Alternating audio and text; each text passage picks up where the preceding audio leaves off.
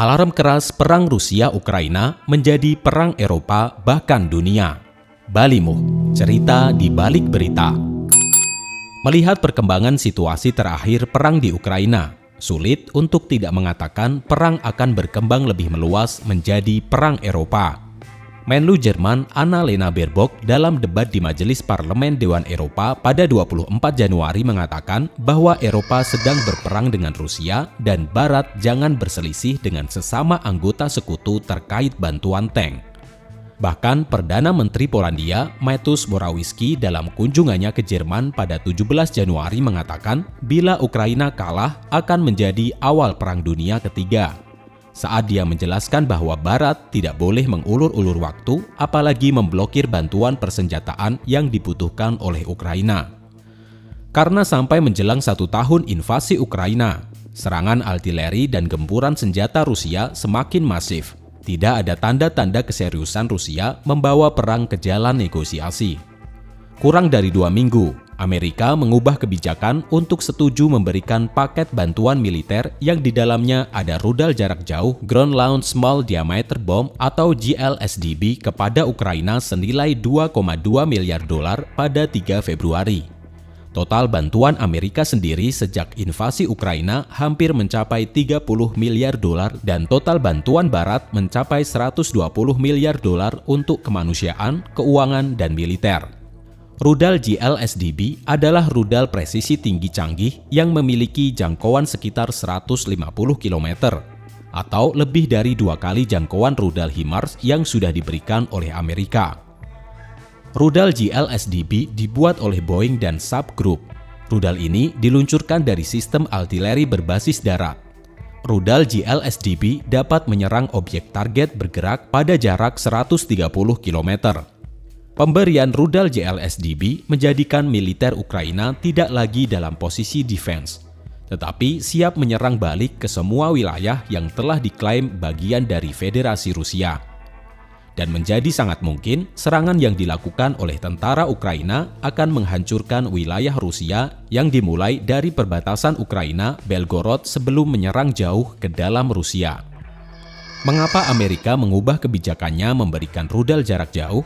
Dan ada apa dengan perubahan tersebut? Apakah akan mempercepat terjadinya perundingan damai atau malah menciptakan eskalasi yang semakin liar? Dalam memberikan bantuan militer ke Ukraina, tujuan utama Amerika saat ini adalah membuat Ukraina menjadi setara dengan Rusia di medan tempur. Oleh sebab itu, Amerika mengirim persenjataan sesuai kebutuhan tujuan strategis menuju meja perundingan. Kiriman rudal jarak jauh GLSDB memang bukan kebutuhan ideal permintaan Ukraina yang berharap dengan rudal MGM-140 Army Tactical Missile System atau ATACMS yang jangkauannya 300 km. Namun, hal tersebut tidak menutup menjadi opsi berikutnya untuk diberikan. Dan bagi Ukraina, sepertinya tidak akan berhenti untuk menyodorkan permintaan bantuan persenjataan modern seperti rudal jarak jauh ATACMS, jet tempur F-16, bahkan kapal selam tempur kepada sekutu baratnya. Rudal jarak jauh GLSDB merupakan bantuan militer terkini bersamaan dengan paket tank Leopard 2 dan tank Abrams M1 yang akan diterima oleh Ukraina menjelang musim semi agar militer Ukraina dapat melakukan persiapan matang menghadapi serangan besar-besaran di musim semi oleh Rusia. Perang besar di musim semi akan menjadi a strategic starting point Ukraina untuk dapat menentukan arah perang akan dibawa kemana, dan menjadi relevan keputusan Ukraina menarik mundur militernya dari Bakhmut demi mencapai kemenangan dalam perang di musim semi nanti. Dengan optimasi kemampuan militer Ukraina melakukan serangan ke wilayah yang diduduki Rusia dan mungkin ke dalam Rusia sendiri, wajah perang akan menjadi sangat berbeda. Serangan ledakan besar yang menghancurkan sebagian jembatan Crimea atau jembatan Kerch pada bulan Oktober lalu membuat Putin sangat marah dan murka, sehingga dibalas dengan serangan hujan rudal ke 5 kota di Ukraina. Diperkirakan jembatan Crimea akan kembali menjadi salah satu target prioritas penting Ukraina untuk direbut atau dihancurkan total oleh militer Ukraina. Jauh sebelum aneksasi Crimea 2014, Crimea dijadikan tempat bersandar bagi banyak kapal perang Rusia. di mana setelah Uni Soviet bubar, pemerintah Rusia membayar sewa kepada Ukraina untuk menggunakan tersebut. Jembatan Crimea menjadi simbol kesuksesan Putin menyatukan fisik Rusia dan Crimea setelah pencaplokan tahun 2014. Jembatan yang pada saat pembangunannya menghabiskan 3,7 miliar dolar, sekarang ini menjadi akses vital bagi militer Rusia untuk memasok logistik ke area pertempuran di wilayah selatan selama invasi. Dengan pembangunan jembatan Crimea yang menghubungkan Laut Hitam dan Laut Azov yang terdapat pelabuhan utama Mariupol, Rusia akan menguasai wilayah strategis Ukraina setelah pencaplokan 4 wilayah Luhansk, Donetsk, Kherson, dan Zaporizhia tersebut. Rusia menjadi penguasa lalu lintas laut dari Laut Azov menuju Laut Hitam sehingga jalur logistik utama berada di tangan Rusia sepenuhnya. Melansir pemberitaan The Guardian pada 5 Februari, Menteri Pertahanan Ukraina Oleksiy Reznikov yang sebentar lagi akan digantikan oleh Presiden Zelensky demi mengefektifkan pemerintahannya dan jalannya perang, menyatakan kemungkinan Rusia akan melakukan serangan besar-besaran bertepatan dengan 1 tahun invasi Ukraina. Bila informasi Reznikov terbukti, perubahan strategi Rusia menyerang Ukraina mungkin karena budaya politik Rusia yang selalu mengglorifikasi simbol terhadap suatu peristiwa penting, sehingga hal ini dimanfaatkan oleh Putin. Motif lain dipicu untuk mendahului kesiapan militer Ukraina pada saat menerima bantuan persenjataan canggih. Putin tidak mau mengambil resiko sekecil apapun demi menjaga Crimea dan 4 wilayah yang telah diklaim sebagai bagian Rusia dengan melakukan penyerangan besar-besaran lebih dulu. Walau belum ada data valid untuk mengonfirmasi, serangan 1 tahun invasi Ukraina ditengarai akan melibatkan pasukan Rusia yang jauh lebih besar dari invasi awal lalu. Dukungan pasukan besar tersebut berasal dari berbagai sumber. Selain dari kekuatan militer organik sendiri, didapatkan dari proses mobilisasi parsial wajib militer pertama pada September lalu yang berhasil merekrut 200 ribuan pemuda sebagai pasukan yang akan ditempatkan di berbagai kesatuan tempur setelah mendapatkan pelatihan selama 2 minggu. Ditambah dari kelompok tentara bayaran Wagner yang merekrut simpatisan luar negeri maupun mantan tentara dari negara-negara konflik serta narapidana dan kaum LGBT Rusia yang dipaksa dan dijadikan sesuatu bila sudah selesai bertugas. Proses mobilisasi parsial wajib militer pertama di Rusia menimbulkan reaksi yang sangat besar di dalam negeri Rusia. Ribuan orang tua yang protes dan istri-istri yang meminta para suaminya untuk pergi dari Rusia. Sehingga untuk menghindari wajib militer terjadi pelarian hampir jutaan pemuda ke banyak negara tetangga Rusia seperti Armenia, Georgia, Azerbaijan, Kazakhstan, Finlandia, bahkan Turki. Walau pemerintahan Rusia membantah lewat juru bicaranya Dmitry Peskov yang mengatakan berita ini dilebih-lebihkan. Jadi bisa dipahami, bila proses mobilisasi wajib militer kedua dilakukan secara senyap, bahkan Putin sendiri menyatakan proses yang kedua belum diperlukan di saat isu mengenai hal itu kuat menyeruak ke publik di akhir November. Dan tambahan dari mobilisasi wajib militer kedua inilah yang ditengarai terjadi penambahan sangat signifikan bagi pasukan militer Rusia untuk penyerangan 1 tahun invasi Ukraina. Dengan skenario di atas, tentunya militer Ukraina hanya bisa bertahan dengan hampir tidak ada peluang untuk melakukan serangan balik strategis bila persenjataan yang dibutuhkan belum diterima. Situasi dan kondisi ini akan semakin memperburuk keadaan, memperbanyak jatuh korban sipil dan hancurnya infrastruktur strategis yang jauh lebih masif. Tentunya ini akan semakin menjauhkan kedua belah pihak dari meja perundingan dan semakin mempersulit proses rekonstruksi pasca perang. Amerika dan sekutunya harus belajar dari awal invasi yang terlambat memberikan persenjataan kepada Ukraina. Dan keterlambatan tersebut membuat banyaknya korban jatuh, kehancuran, dan kehilangan momentum terbaik. Kondisi tersebut dimanfaatkan Rusia saat itu dengan sangat leluasa menyerang dan menghancurkan Ukraina dengan bermacam jenis artileri sambil melakukan intimidasi akan menggunakan nuklir bila Barat terlibat. Keputusan Barat untuk menyediakan paket lengkap bantuan militer persenjataan canggih di tengah perang brutal seperti ini harus menjadi standar bagi negara-negara aliansi guna bertujuan untuk memberikan pesan yang kuat kepada Rusia bahwa tidak boleh ada satu negara pun di dunia yang tidak menghormati aturan hukum internasional. Tidak ada satu negara yang bisa mengambil suatu wilayah dengan cara unjuk kekuatan kekerasan dari negara yang berdaulat dan merdeka.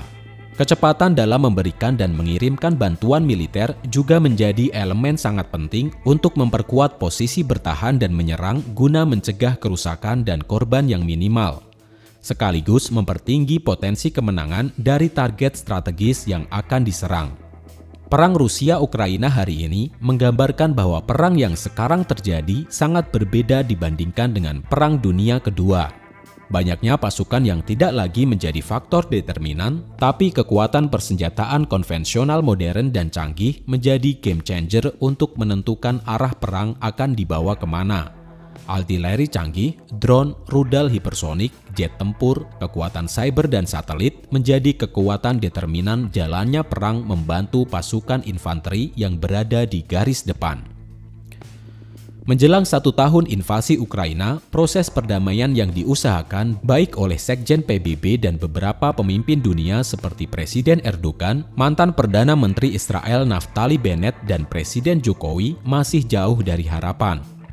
Memang blokade untuk komoditas pangan berhasil dibuka dari usaha yang dilakukan oleh para pemimpin tersebut, sehingga tidak terjadi ancaman kelangkaan pangan dunia yang sempat menyebabkan terjadinya fluktuasi harga tinggi beberapa saat lalu. Namun, medan pertempuran di Ukraina tidak mereda, bahkan semakin brutal dan eskalatif.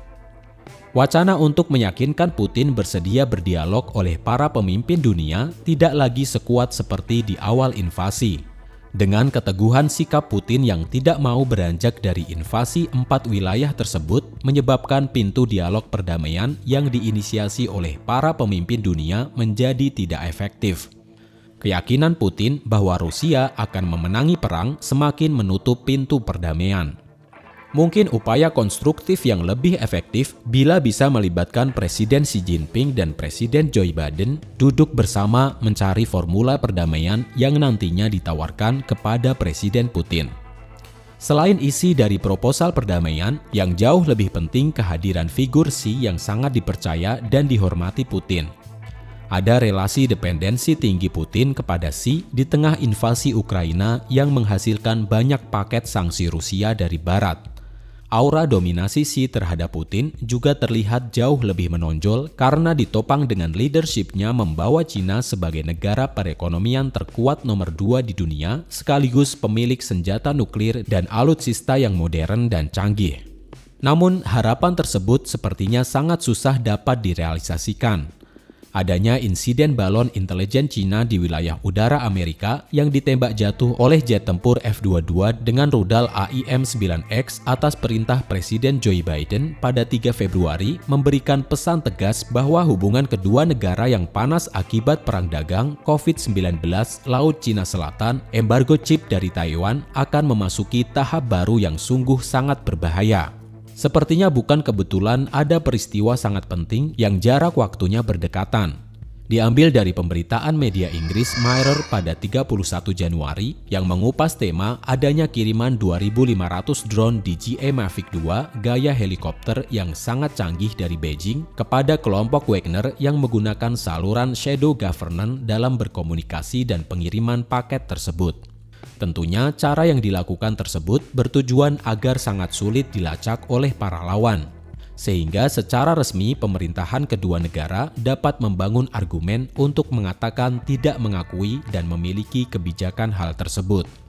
Critical moment perang Rusia sepertinya akan menuju fase pelibatan aktif banyak negara ketiga. Salah satunya yang sudah terang-terangan adalah Belarus, di mana saat itu pada 24 Februari 2022, Belarus bersedia sebagian wilayahnya digunakan Rusia untuk starting point militernya bergerak melakukan invasi ke Ukraina. Dan hampir sepanjang tahun, Presiden Lukashenko mengatakan negaranya tidak aktif berperang dengan Ukraina. Belakangan ini, Presiden Belarus Lukashenko saat kunjungan ke Zimbabwe dengan tegas mengatakan negaranya bersedia menawarkan lebih banyak bantuan untuk Rusia dalam perang melawan Ukraina. Dan sampai saat ini, Rusia belum meminta. Masa depan perang di Ukraina bukan saja semakin tidak jelas, namun sangat berbahaya. Brutalnya perang di jantung benua Eropa menjadi penanda bahwa tidak ada satupun wilayah di planet bumi yang aman dari agresi dan konflik kawasan. Invasi Ukraina akan menjadi katalis perang baru dari potensi konflik negara-negara di wilayah lain di dunia. Prospek perang di Ukraina sangat berpotensi liar. Perlahan tapi pasti juga menguak keterlibatan aktif negara ketiga pendukung kedua belah pihak. Upaya yang ditunjukkan para pemimpin dunia dalam menyelesaikan konflik memang tidak berhenti. Namun, kebijakan dalam pengambilan keputusan oleh para pemimpin dunia dalam invasi Ukraina sepertinya bagaikan melangkah di antara dua batu yang sangat licin di tengah derasnya air disertai ancaman banjir bandang yang sebentar lagi mau datang.